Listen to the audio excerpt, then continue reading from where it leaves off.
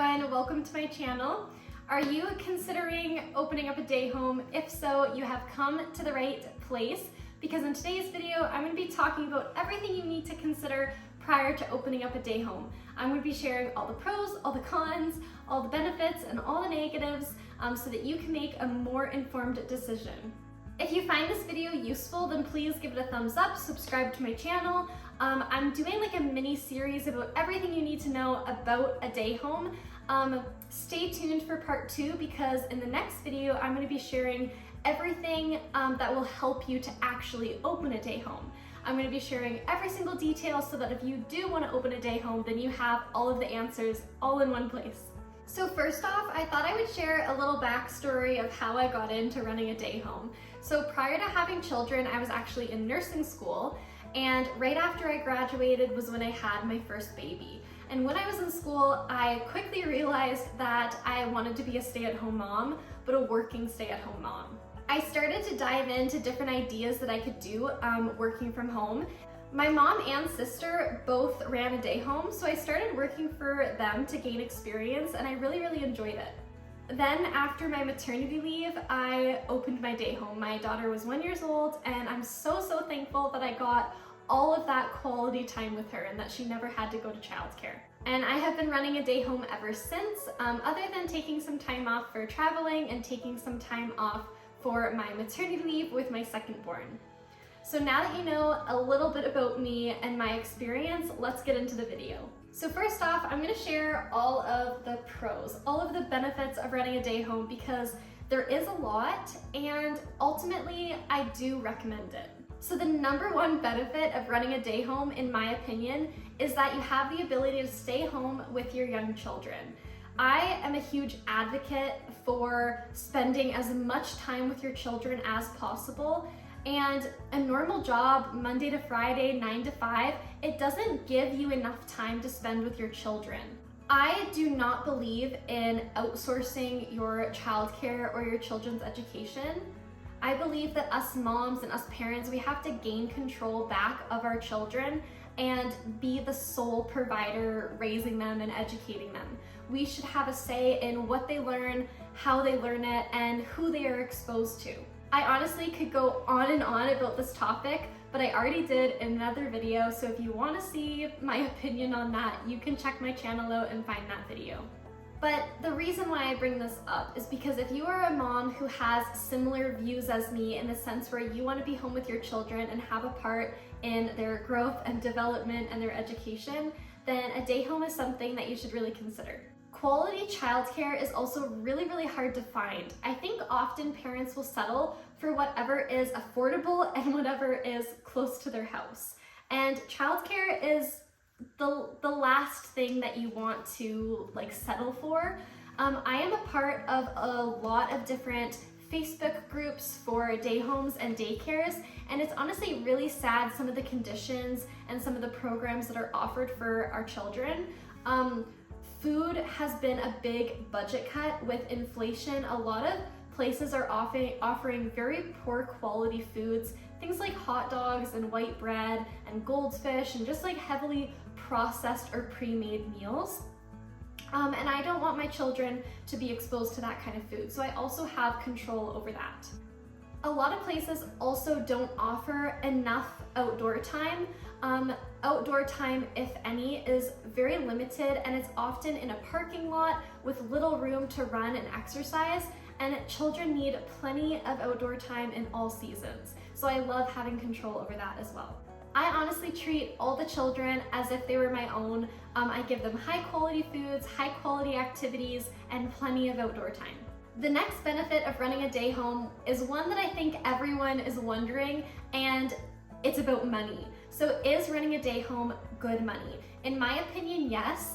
I think everyone will have a different opinion depending on what you consider to be good money, but I'm gonna get into it so you know exactly what to expect. There's a few different factors that come into play to determine how much money you're gonna make at your day home. So first off, it depends on how many kids you take. Legally, you're allowed to have 6 kids, not including your own. So if you max that out, you're obviously gonna make more money than if you only had 1 or 2 or 3 kids. The second factor is whether you're a licensed facility or a private facility. A licensed facility means that you are with an agency. You may need to take a few courses to be able to qualify to get into an agency. And the agency is kind of like your higher up. They're kind of like your boss, and they have some control within your day home. They will help you in a lot of ways. They help you find families to join your group, so you don't have to do that on your own. But they also have a lot of control over your operations. They come into your home and they do a safety assessment. They can do random drop-ins to make sure you're operating properly. And they have, like, you know, rules such as your medicine has to be locked in a locked cabinet or a locked box, and you have to have all of your chemicals and your cleaners locked up, which makes sense. If you're a licensed facility, then you usually make more money, and that is because you can charge more to your families. The government offers grants and subsidy to whoever goes licensed, so you can have your rates a lot higher than if you were private, because even though your rate is higher, your parents are actually going to be paying less because the government will give them free money. You can charge about $1,100 per child a month for a full-time spot when you're licensed, and the parents won't actually be paying that full amount because they're getting help from the government. So let's say you had 6 kids at $1,100, you'd be making about $6,600 a month. So that is quite a bit of money in my opinion. However, that is without deducting anything. So you have to keep in mind that you're feeding 6 kids, and growing kids, they eat quite a bit of food.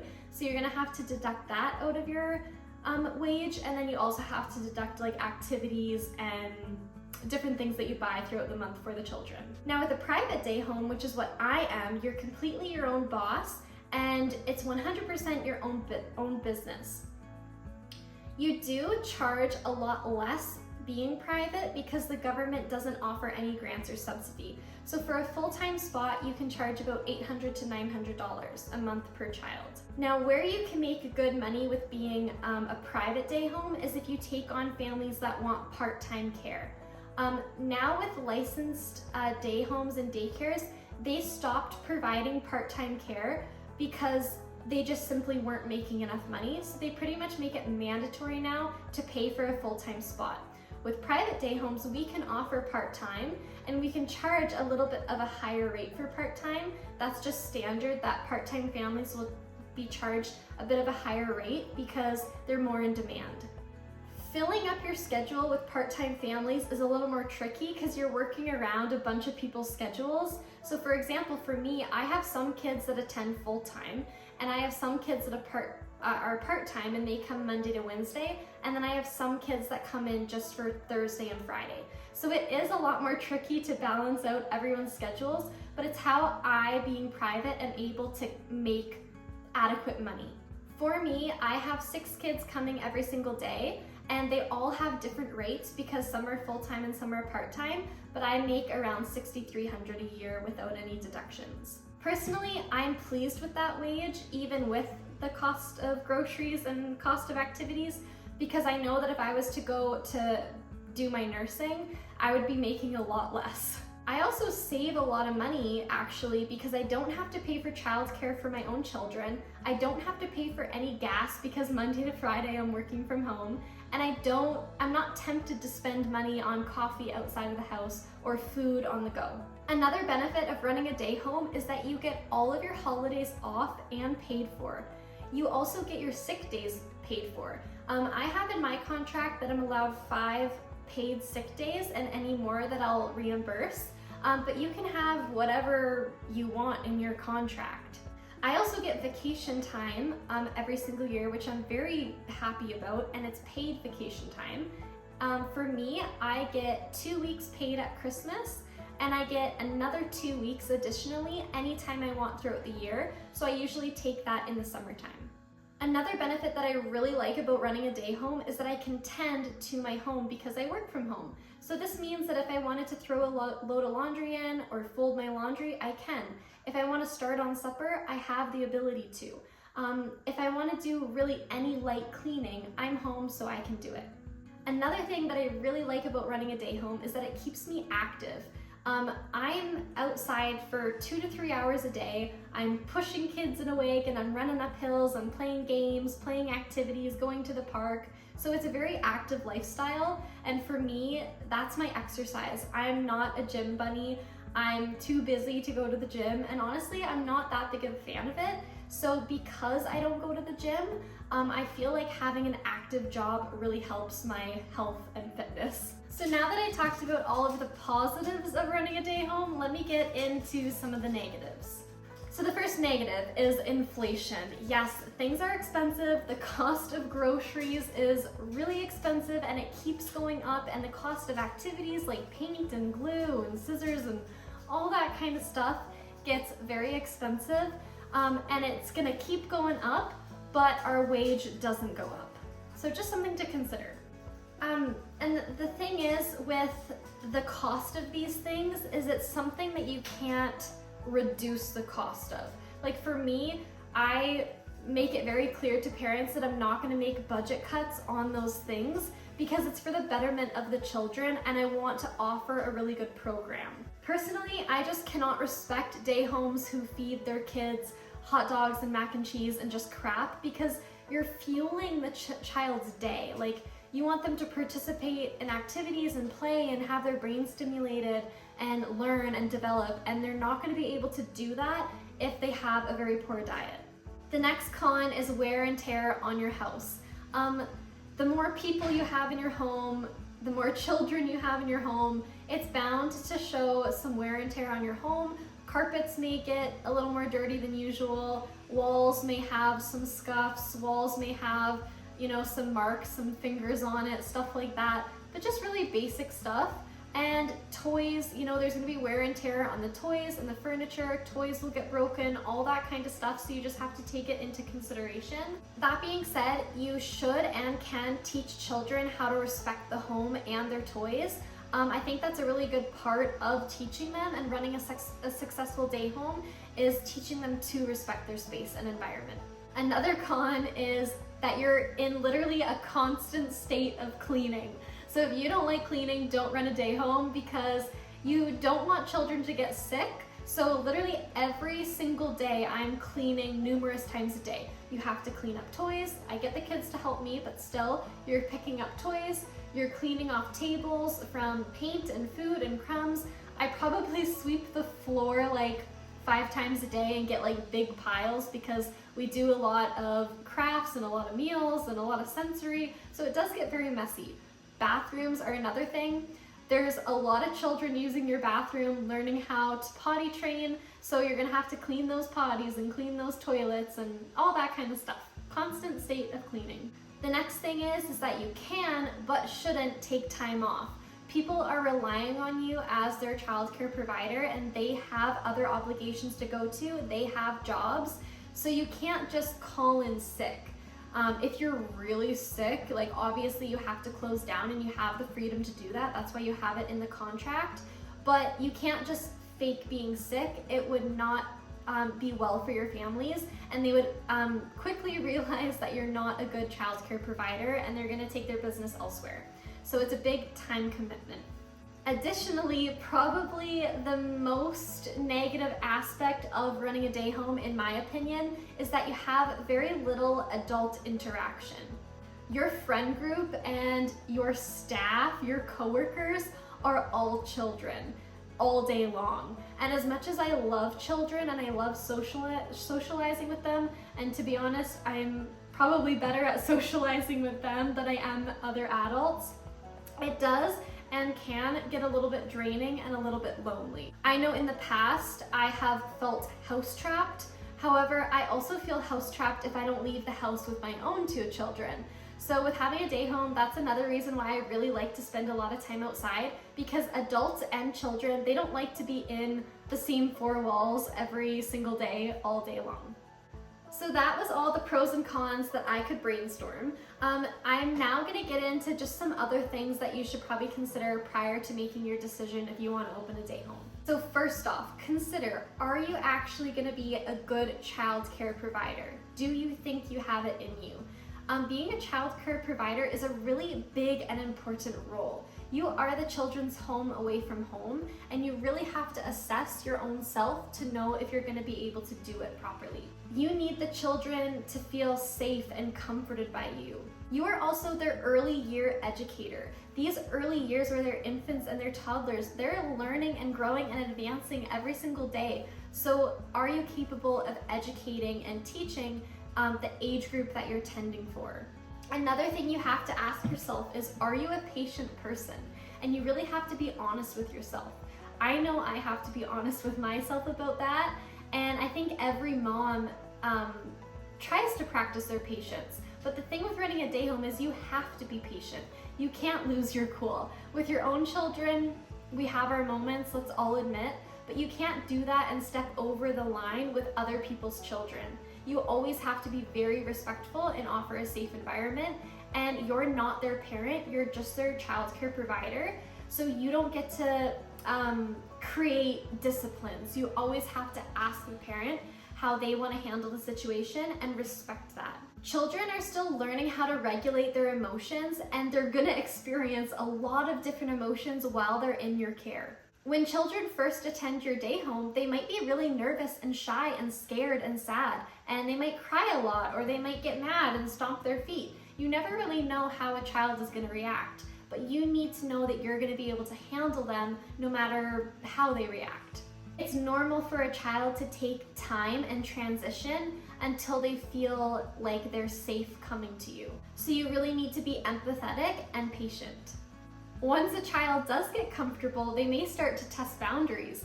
Maybe they hit or bite or stomp their feet or yell or raise their voice. Maybe they don't want to participate in cleaning up, or maybe they don't want to participate in an activity. How are you going to handle it as a childcare provider? You have to have patience. Parents are putting a lot of trust in you, so you really have to prove yourself and show that you're going to respect their kids and make them feel safe and loved. The second thing to consider is space. Is your space large enough to run a day home? Children and all of their belongings take up a lot of room in your home. So you have to ask yourself, is your home large enough to invite more people in and all of their stuff in so that they can play and learn in a comfortable environment? I recommend that if you have a smaller home, then definitely take less children. Do not take 6 children if you have a small home. If you do have a large home and you have it set up for a day home, then I would recommend taking 6. It is not good for you as the provider or for any of the children if they feel claustrophobic and cooped up and cramped. They're gonna act out, and it's not gonna be a pleasant environment. You are gonna need a proper nap room, a proper playroom, a space for them to eat and craft, and a yard that is safe and fenced. So that's a lot of space to consider. Personally, I prefer to run my day home on my main floor and my upper level. I don't really like to, even though my basement is fully finished, I don't really like the idea of running my day home in my basement because there's less natural light, there's lower ceilings, and it's just a little more gloomy and uncomfortable. Whereas my upper floor, it has tons of natural light, big windows, high ceilings, lots of space, so it just feels very inviting. Another thing to consider when you open up a day home is the time commitment.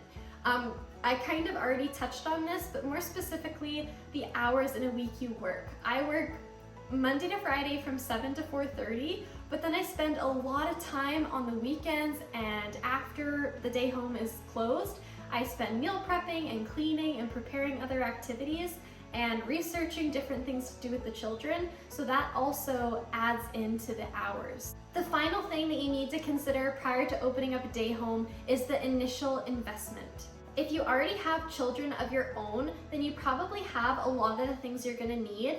Like you're gonna need toys and kids furniture and high chairs and playpens and outdoor equipment. So there's lots of different things you need. If you have children, you probably already have some of those things, but most likely you're gonna need more of those things. If you take infants, you're gonna need high chairs and playpens and baby gates and all those safety locks. You're gonna have to baby-proof your home. And if you have toddlers, you're gonna need things like potties and nap mats and sleeping cots and stools and a kids table and kids chairs. You're also gonna need to stock up on food and all the craft, scissors and glue and paper and paint and paintbrushes and all that kind of fun stuff. Preparing your space really well is essential when you open up a day home, because when you have families come in to view their space, they're gonna wanna see that you have the space set up in a really inviting and lovely way. So this is now the end of today's video, so thank you so much for watching, and I really hope that it was very informative and helped you with your decision whether you think a day home is for you. Let me know in the comments if you are deciding to open up a day home and what kinds of things you are excited for. Also, if you have any specific questions, let me know in the comments and I'll be happy to read and respond to all of them. Stay tuned for part 2, where I literally walk you through front to back exactly how to open a day home, everything you need to know. It's going to be a really informative and helpful video. So take care, thank you, and be blessed. Bye!